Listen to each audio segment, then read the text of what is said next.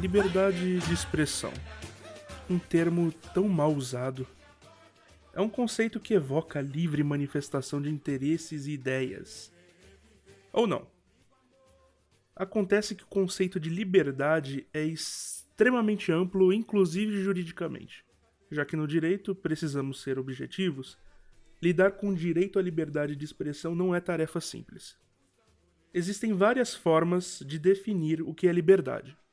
John Locke, o pai do liberalismo, diria que o maior dos direitos, que abarcaria inclusive a liberdade, é o direito à propriedade.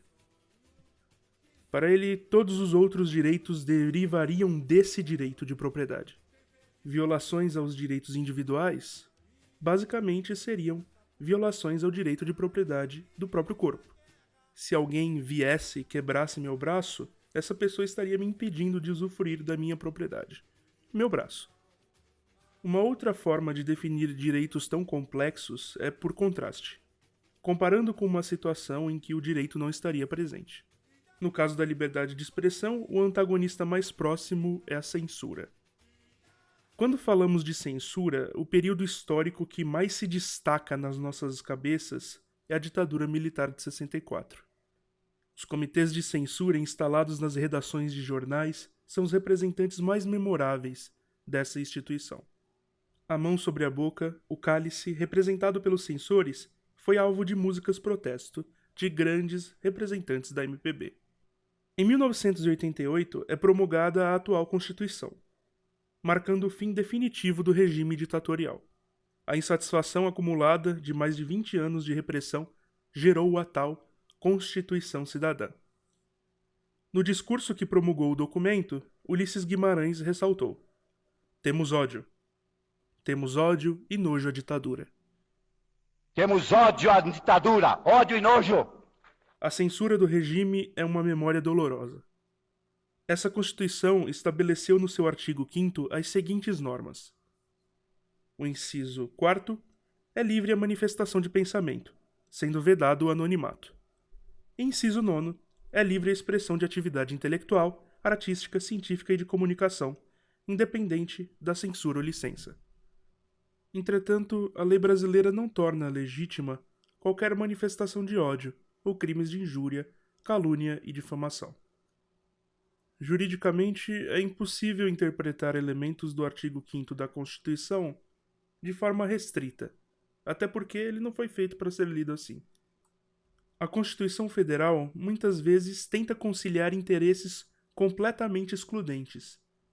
No mesmo artigo, o inciso 22 fala sobre a proteção ao direito de propriedade privada, enquanto o inciso seguinte diz que a propriedade deve atender sua função social.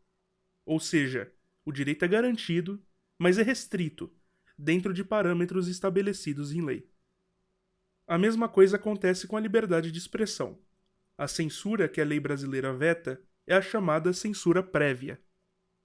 É crime no Brasil que o Estado tenha acesso a vídeos, textos ou qualquer material para que o censure antes de sua veiculação.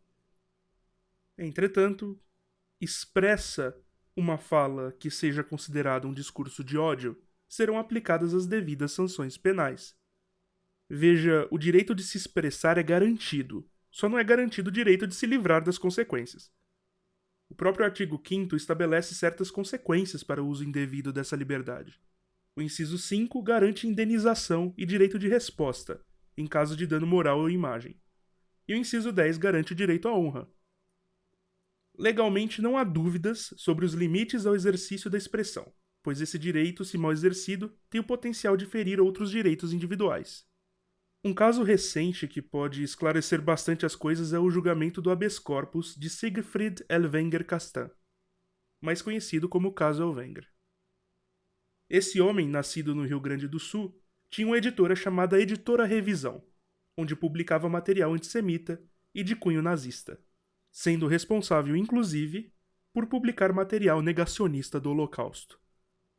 Levado ao Supremo Tribunal Federal, o Sr. Elvenger não argumentou pela sua suposta liberdade de expressão, mas contra sua condenação dentro da lei de racismo, pois, segundo ele mesmo, os judeus não constituiriam uma raça.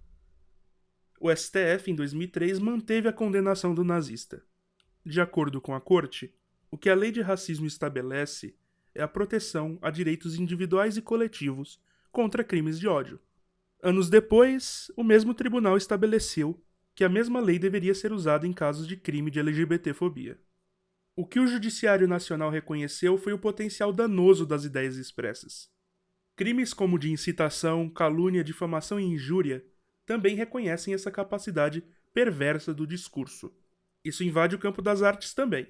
Filmes, quadrinhos, animes, todos são discursos e estão sujeitos ao escrutínio legal. Já no campo privado, quando uma empresa, digamos, o iFood, escolhe retirar o patrocínio da sua marca, pois um sócio, resolveu defender o nazismo, isso não é censura. A empresa está exercendo seu direito à intervenção econômica privada, o mesmo direito que garantiu que ela pudesse começar o patrocínio, para começo de conversa. Claro, nem todo discurso condenável estará abarcado pelo direito penal. Por isso existem outras instituições responsáveis pelo controle social, como a igreja, família e até pessoas protestando em redes sociais. Quase tão eficientes quanto as penas privativas de liberdade, ser removido do convívio social espontaneamente pode ser muito eficiente, como mecanismo dissuasório. Nada disso pode ser classificado como censura. O indivíduo pode falar aquilo que gostaria e será responsabilizado por isso. É extremamente estúpida a ideia exportada pela indústria cultural dos Estados Unidos de que a liberdade restrita é o caminho mais correto, quando sabemos que não é. Washington nunca foi sede da Terra da Liberdade. É um país que até pouco tempo atrás tinha leis que segregavam negros instituídas. Enquanto Eleanor Roosevelt segurava a Declaração Universal dos Direitos Humanos, seu país condenava as minorias à miséria.